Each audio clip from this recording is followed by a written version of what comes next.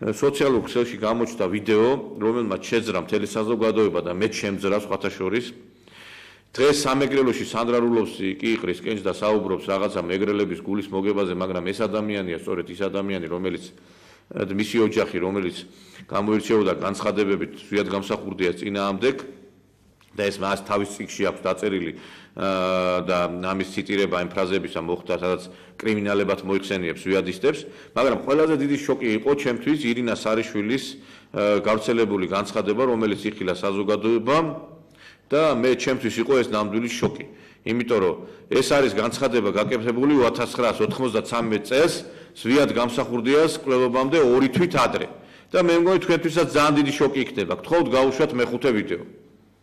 ბრძოლაში თქო როცა თქვით რომ აი ხვალ ყველაფერს თავისი სახელი დავარქვათო. ჩვენ წელიწად ნახევარია ყველაფერს თავის სახელს ვარქმევთ. ეს არ შეიძლება წელიწად ნახევრის განმავლობაში მუშტები ვიქნიოთ ესე უმისამართოდ და უმისამართოდ ვიმუქროთ რომ აი ახლა ამას თავის სახელს დავარქმევთ, ეხლა ეს დაერქმევა ამას ბანდიტი, ამას მოღალატე და ამითი გადაწყდება თითქოს ყველაფერი. ჩვენ ნახეთ რომ ეს ასე არ არის. ნახეთ რომ ის საფრთხობელა რაც წელიწადზე ცოტა ნაკლები აქ პრეზიდენტად იყო და შემდეგ გროზნოში გავუშვით და სხვათა შორის ის პირები არანაკლებ პასუხისმგებლები არიან დღეს ვინც ის ცოცხალი გაუშვა მაპატიოს ღმერთმა ამას რომ ვამბობ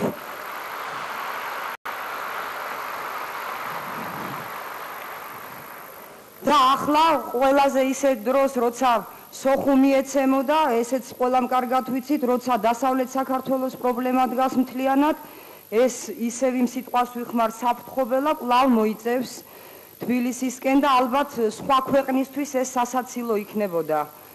ჩვენ ქვეყანაში რომ ხდება ეს, ამიტომ არ გვეცინება ალბათ, თორემ ნამდვილად ტრაგიკული სწორედ ის არის, რომ აი ასეთი ადამიანი მე იმდენი შეურაცხყოფელი რამე მაქვს მის მისამართით ნათქვამი, რომ არ მინდა ეხლა რაღაცა მართლა ტაშის დაკვრის გულისთვის ვიხმარო ის სიტყვები მანიაკი და პათოლოგი და ასე შემდეგ და ვიცით ჩვენ ყველამ ვისთანაც გვაქვს საქმე. ეს მისი სირცხვილი კი არ არის, ეს არის ჩვენი ქვეყნის, ჩემი, თქვენი, თითოეული ჩვენგანის სირცხვილი, რომ ეს ადამიანი ჯერ პრეზიდენტი გახდა და დღეს კიდევ მიწაზე დადის და კიდევ აქ ჩამოვიდა და კიდევ რაღაც მუქარებს გზავნის. ეხლა მე რაც შეეხება ჩემს პოზიციას, მე არ ვიცი ეხლა ბატონ ეროზო აქ როგორ წარიმართება კამათი. ჩვენი დამოკიდებულება SNG-ში გაწევრიანებისადმი ცნობილია ალბათ ყველასათვის. მე უბრალოდ ვთვლი ბატონ ეროზო რომ დღეს ამ შეხვედრაზე არც SNG-ს კრიტიკის და არც SNG-ს ქების დრო არ არის. დღეს ჩვენ აქ სულ სხვა რამეზე უნდა ვილაპარაკოთ. თვითონ ბატონმა ედვარდმა დღეს ბრძანა თავის რადიო გამოსვლაში, რომ მან გააკეთა განცხადება SNG-ში შესვლის თაობაზე. მთავრობა ერთსულოვანია ამ საკითხთან დაკავშირებით, ვის უშლიდა ხელს ერთსულოვნებაში, ის აღარ არის ამ მთავრობაში, ამიტომ დღეს შეიძლება ითქვას, რომ ერთსულოვანია, ამიტომ რუსეთისთვის ეს აბსოლუტურად საკმარისია, ჩემი აზრით, იმისათვის, რომ ჩვენ რაღაც დავინახოთ, რომ აი ამ SNG-ში შესვლით თუ არ შესვლით, ან ერთით, ან მეორეთი, რამე ჩვენს პრობლემას მოვაგვარებ.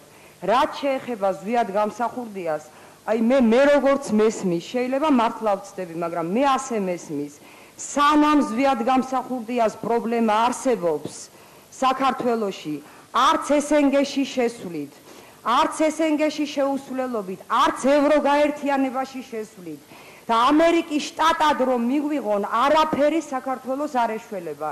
ეს უნდა ვიცოდეთ და ალბათ ამისთვის უნდა ვიყოთ აქ შეკრებილი და მე ერთი რამეში ნება მიბოძეთ კატეგორიულად არ დავეთანხმო სახელმწიფოს მეთაურს, მან არ მახსოვს გუშინ იყო თუ დღეს თავის ინტერვიუში ბრძანა, რომ მოვიდა დრო, რომ ზვიად გამსახურდია საკადრისი პასუხი გაეცეს და მას გროზნოში ელოდებიან. არა ბატონო ედვარდ, არ შეიძლება ზვიად გამსახურდიას გაშვება გროზნოში.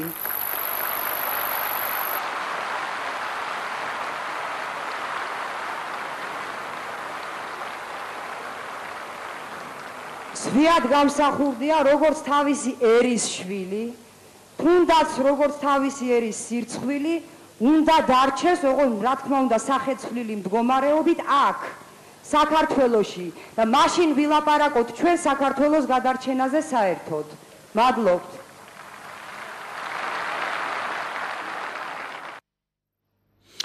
ანუ მე მოუწოდებ საქართველოს მთავარ პროკურატურას, რომ აწარმოებს გამოძიებას უკვე, რომ აუცილებლად დაკითხული იქნას ყოფილი ვიცე-პრემიერი ირინა სარიშვილი ამ საკითხთან დაკავშირებით, იმიტომ რომ მას საკმაოდ ისეთი განცხადება გააკეთა 2 თვის წინ სიკვდილამდე გამსახურდიასა მან თქვა, რომ სახეცვლილმა უნდა დატოვოს ზუსტად გამსახურდია საქართველოს და როგორი სახეცვლილი ვერსია შემოგთავაზეს, ჩვენ ვნახეთ.